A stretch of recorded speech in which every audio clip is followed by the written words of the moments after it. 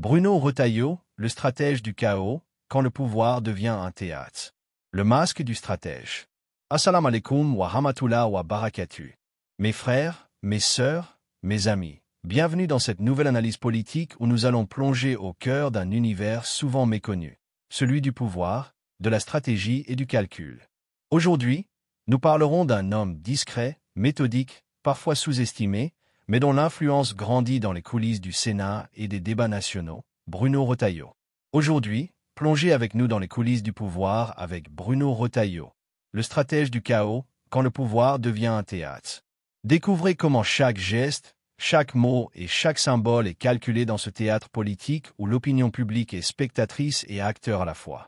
Si vous voulez comprendre les vrais mécanismes du pouvoir, ne restez pas spectateur passif. Coche épaisse blanche, abonnez-vous dès maintenant pour ne rien manquer de nos analyses incisives. Signe pouce vers le haut, likez cette vidéo si vous voulez plus de révélations sur la politique contemporaine. Haut-parleur public, partagez-la avec vos amis pour que ce message atteigne le plus grand nombre. Bulle et surtout, laissez vos commentaires constructifs. Qu'en pensez-vous? Quels gestes ou décisions de Retailleau vous semblent les plus stratégiques ou surprenants? Votre avis compte et enrichit le débat. Cette vidéo est votre accès privilégié à un monde où stratégie rime avec spectacle. Ne la regardez pas seulement. Vive-la, commentez-la, partagez-la. Dans une France fracturée, secouée par les tensions sociales, identitaires et économiques, certains hommes politiques semblent vouloir rallumer la flamme d'une droite en perte de repères. Mais derrière les discours de valeur, les appels à l'ordre et les postures morales, se cache parfois une stratégie beaucoup plus complexe, celle du contrôle du chaos. Et c'est ici que Bruno Retailleau devient un personnage fascinant à observer.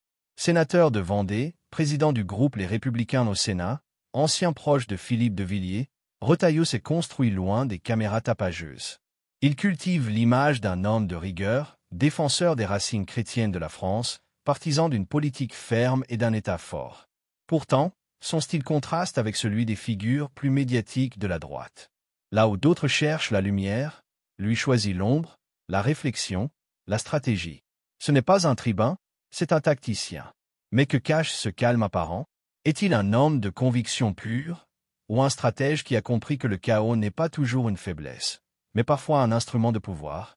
À travers son discours sur l'immigration, la sécurité ou la souveraineté, Retailleau a su s'imposer comme une voix dure, parfois clivante, qui répond à la peur et au désarroi d'une partie de la société française.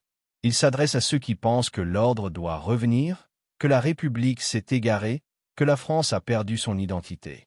Pourtant, dans cette quête d'ordre, il manie le désordre avec une précision chirurgicale. Et si, derrière le visage du conservateur serein, se cachait le véritable stratège du chaos? Et si, plutôt que de subir le désordre du monde, il en faisait sa scène politique?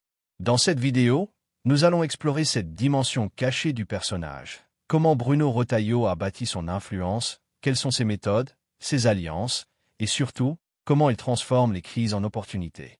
Nous parlerons de l'homme, mais aussi du système qui le porte, d'une France qui vacille entre idéaux et calculs, entre discours d'ordre et pratiques de division. Car le pouvoir, dans sa forme la plus pure, n'est pas seulement ce que l'on détient. C'est ce que l'on met en scène.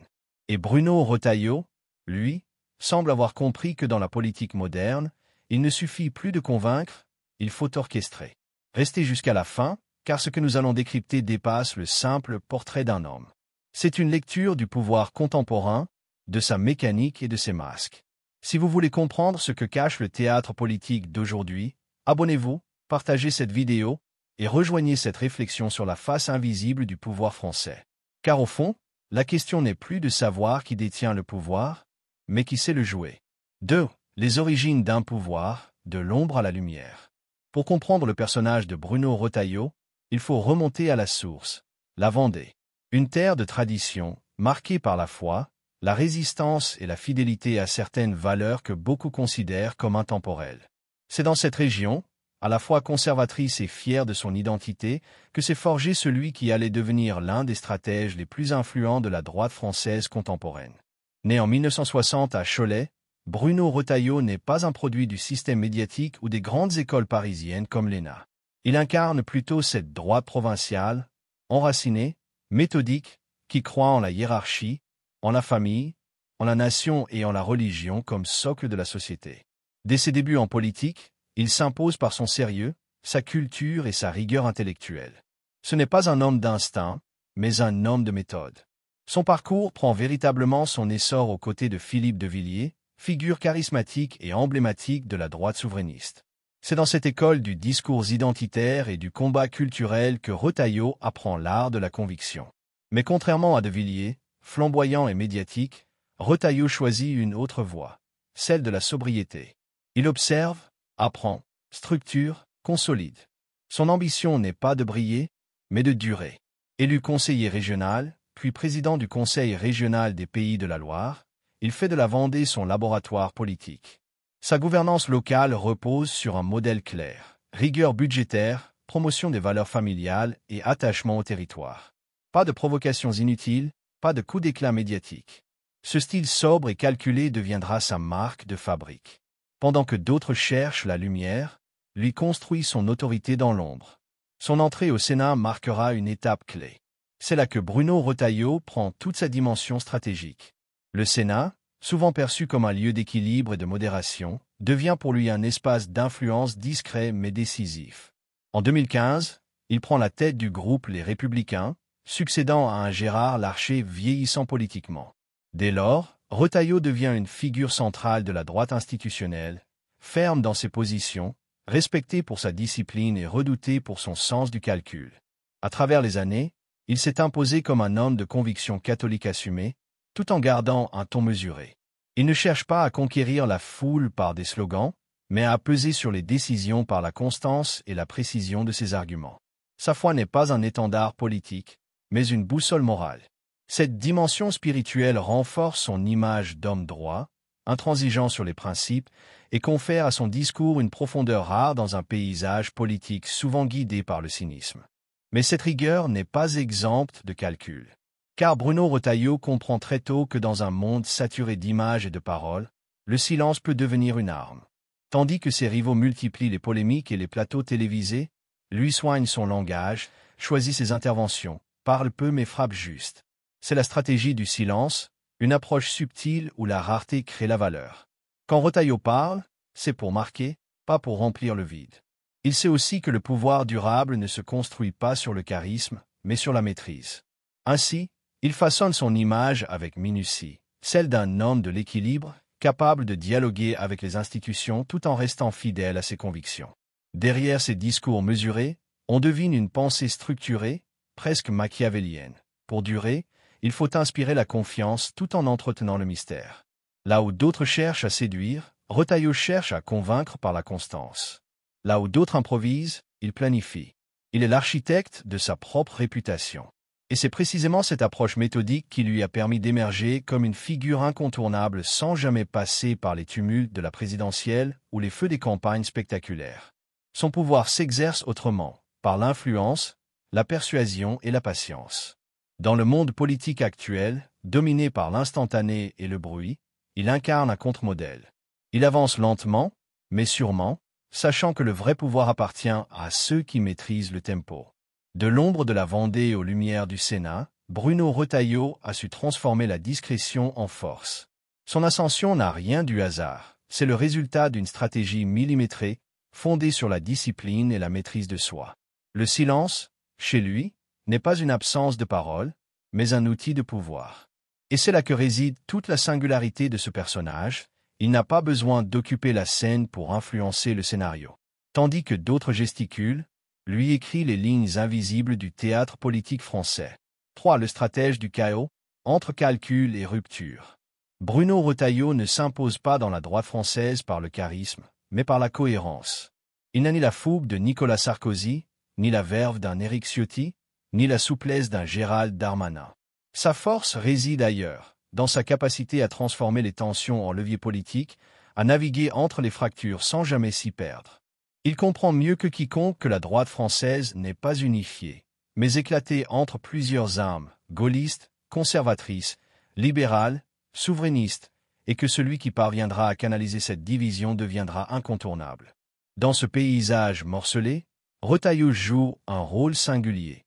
Il n'essaie pas de rassembler en gommant les différences, mais au contraire, il tire profit de la fragmentation.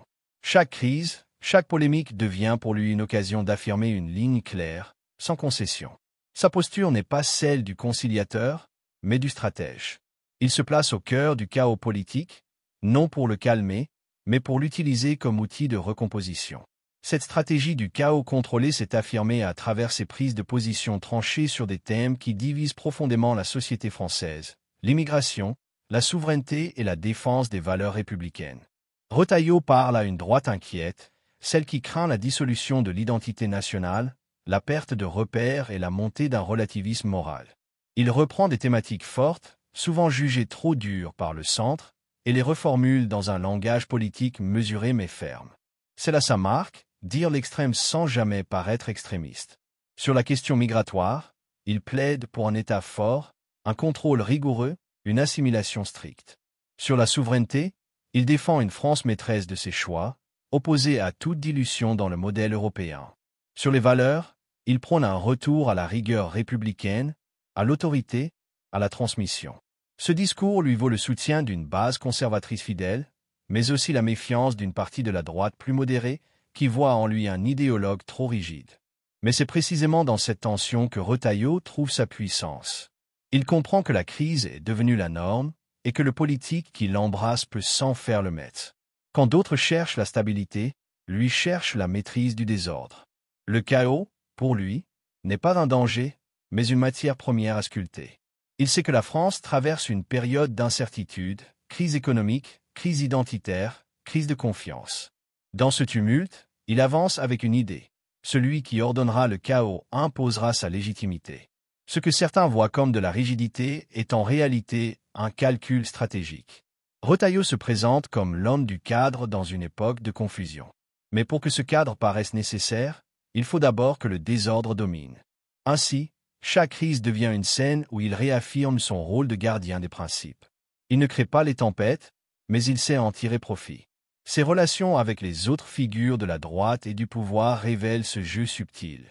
Avec Éric Ciotti, la tension est palpable. Les deux hommes partagent la même rigueur idéologique, mais pas la même ambition. Ciotti rêve d'incarner une droite populaire, Retailleau veut en être la conscience morale.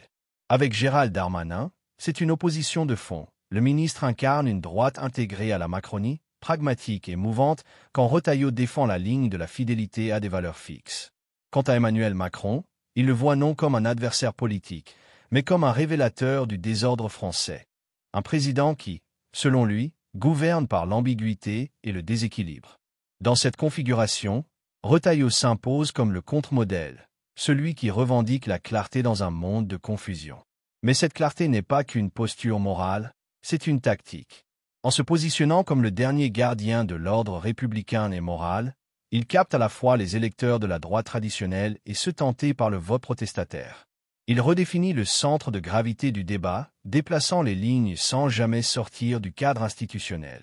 C'est ce qu'on peut appeler le chaos stratégique, un art politique qui consiste à accepter la division, à en contrôler les effets et à en tirer parti. Là où d'autres cherchent à apaiser, Retailleau attise les contradictions pour renforcer sa position d'arbitre. Il ne cherche pas à reconstruire l'unité de la droite, mais à en redessiner les contours autour de lui. Ce faisant, il transforme la faiblesse de son camp en un terrain de jeu personnel. Il faut comprendre que Bruno Retailleau n'agit jamais dans le désordre. Son approche est méthodique. Il mesure ses mots, choisit ses batailles, calibre ses interventions. Ses polémiques ne sont jamais spontanées. Elles répondent à une logique de positionnement. Quand il critique la laïcité à géométrie variable, les dérives de l'Union européenne ou la politique migratoire, il ne réagit pas, il construit. Chaque sortie publique s'inscrit dans une narration globale où il se présente comme le garant d'un ordre menacé. C'est une forme d'équilibre paradoxal, provoquer la rupture pour rétablir la cohérence. Retailleau joue avec les tensions internes comme un musicien avec les dissonances.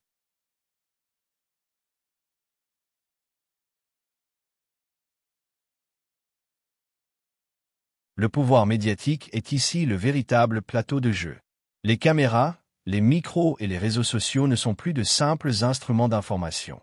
Ils deviennent le décor, les lumières et les accessoires d'une mise en scène politique. Retailleau maîtrise ses codes avec précision. Chaque apparition publique est calibrée pour produire l'effet désiré. Un geste de la main pour montrer la proximité, un regard pour inspirer la confiance, un ton posé pour affirmer l'autorité. Dans ce théâtre, l'opinion publique est le spectateur ultime, juge silencieux mais omniprésent, dont la perception peut déterminer le succès ou l'échec d'une stratégie politique. Le symbolisme joue un rôle central. Les drapeaux derrière le pupitre ne sont jamais neutres, ils rappellent l'ancrage institutionnel et national, renforcent l'image d'un homme sérieux et légitime. Les discours sont autant de scénarios répétitifs, composés de mots choisis pour résonner dans l'esprit du public, pour rappeler des valeurs, susciter des émotions ou consolider des alliances. Retailleau connaît la puissance de ses codes visuels et discursifs et les utilise comme un metteur en scène maniant ses accessoires. Le silence à l'issue d'une annonce, la présence d'un collaborateur clé à ses côtés ou l'alignement symbolique avec une figure historique ou institutionnelle. Mais ce théâtre n'est pas exempt de contrastes. Le spectateur attentif remarque que les mots ne reflètent pas toujours les actes. Les promesses solennelles peuvent se heurter à la réalité des décisions, les alliances affichées peuvent masquer des rivalités sourdes.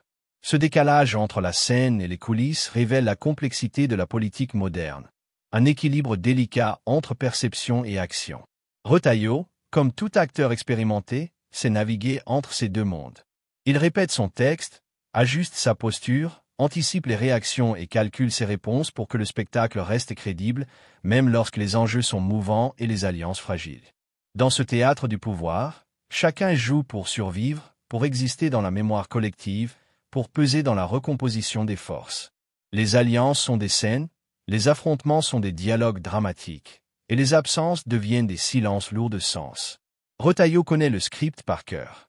Il sait que chaque mot prononcé, chaque sourire affiché, chaque geste calculé peut influer sur la perception publique, sur la dynamique interne des partis et sur la construction de son propre rôle dans l'histoire politique contemporaine. Ainsi, comprendre Retailleau, c'est comprendre le théâtre dans lequel il évolue. La politique n'est pas seulement une question de pouvoir ou de conviction. C'est un art de la scène, où la maîtrise du texte, du rôle et des symboles devient déterminante. Et dans ce cadre, Retailleau ne se contente pas d'être un simple acteur, il devient un metteur en scène de sa propre image, un stratège capable d'orienter le regard du public, de jouer avec les attentes, et de survivre dans un monde où le pouvoir est avant tout une illusion parfaitement mise en scène. 5. La France à l'heure du chaos politique. La France traverse une période de turbulence politique qui dépasse les frontières des partis et des idéologies. Depuis plusieurs années, la distinction traditionnelle entre la droite et la gauche s'efface progressivement, remplacée par une ligne de fracture plus profonde, celle qui oppose le peuple aux élites, les identités aux valeurs universelles, la stabilité au bouleversement. Dans cette recomposition, le chaos politique n'est plus une exception, il est devenu la norme. Les institutions républicaines tiennent encore debout, mais leur autorité s'érode. Le Parlement peine à représenter une nation divisée, les partis traditionnels s'effondrent ou se vident de leur substance, et le pouvoir exécutif s'appuie sur une légitimité de plus en plus contestée. Dans ce contexte, les acteurs politiques ne se contentent plus de proposer des idées, ils doivent incarner des postures. Le débat se transforme en spectacle, la conviction en narration. Et celui qui sait jouer ce rôle avec intelligence peut encore tirer son épingle du jeu. C'est là que Bruno Retailleau trouve une fenêtre d'action. Il a compris que la droite classique, affaiblie par des années d'erreurs stratégiques, ne peut renaître qu'en réinvestissant le terrain de la cohérence idéologique. Pendant que beaucoup s'agitent pour exister, lui construit patiemment une image d'homme de repère dans une époque sans repère. Là où d'autres adaptent leur discours selon les vents, Retailleau se présente comme celui qui reste fidèle à une ligne stable, ferme et rationnelle. Mais cette fidélité n'est pas qu'une posture morale. C'est aussi une opportunité politique. Dans un paysage saturé de contradictions, il devient celui qui prétend offrir la cohérence. Quand la société réclame de la clarté, il avance des certitudes. Quand les autres improvisent, il récite son texte. Cela séduit une partie de la population française qui ne croit plus aux compromis mous, ni aux discours de conciliation. Cependant, cette stratégie a ses limites. En se plaçant au centre d'un monde politique fragmenté, Retailleau risque de parler à une France qui doute, sans parvenir à la rallier totalement. Car la crise actuelle ne se résume pas à une bataille d'idées, c'est une crise de confiance. Les Français n'attendent plus des discours sur les valeurs, ils veulent des solutions concrètes à la désindustrialisation, à la précarité, à la fracture sociale. Dans cette attente, le discours moral de Retailleau, aussi cohérent soit-il, peut sembler déconnectée des urgences réelles. À l'échelle mondiale, cette dynamique s'inscrit dans une tendance plus large. Le populisme progresse, les démocraties libérales vacillent, et les figures autoritaires séduisent par leur apparente efficacité. De Donald Trump aux États-Unis, à Viktor Orban en Hongrie ou Giorgia Meloni en Italie, une nouvelle génération de dirigeants joue sur les émotions, la peur et la promesse de retrouver un ordre perdu. Bruno Retailleau, sans tomber dans le populisme pur, s'inscrit dans cette mouvance intellectuelle, celle d'un retour à la verticalité du pouvoir et à la primauté des valeurs. Pour lui, la France ne peut se reconstruire que par une réaffirmation des principes. Mais pour cela, il lui faut un désordre préalable, un moment de rupture qui permette de rebattre les cartes. C'est tout le paradoxe de sa stratégie, il a besoin du chaos pour prouver la nécessité de l'ordre. Tant que la société sera divisée, il pourra incarner celui qui propose la discipline. Tant que la confusion régnera, il pourra apparaître comme celui qui maîtrise le sens. Dans ce climat, la politique française devient une arène où chaque figure cherche à tirer parti de l'instabilité. Retailleau n'est ni un agitateur, ni un réformateur révolutionnaire. Il est l'homme du cadre dans un monde sans contours. Il ne cherche pas à détruire le système, mais à le réorienter de l'intérieur, à prouver que la rigueur morale peut encore guider la nation. Le chaos politique, autrefois perçu comme une menace, est désormais un outil entre les mains de ceux qui savent s'en servir. Et c'est là que Bruno Retailleau excelle. Il ne fuit pas le désordre, il le canalise. Dans une France fatiguée, traversée par le doute et la colère, il tente d'incarner la stabilité sans immobilisme, la fermeté sans brutalité. Mais derrière cette posture d'ordre se cache une vérité dérangeante. Plus la France s'enfonce dans le chaos, plus son discours gagne en force.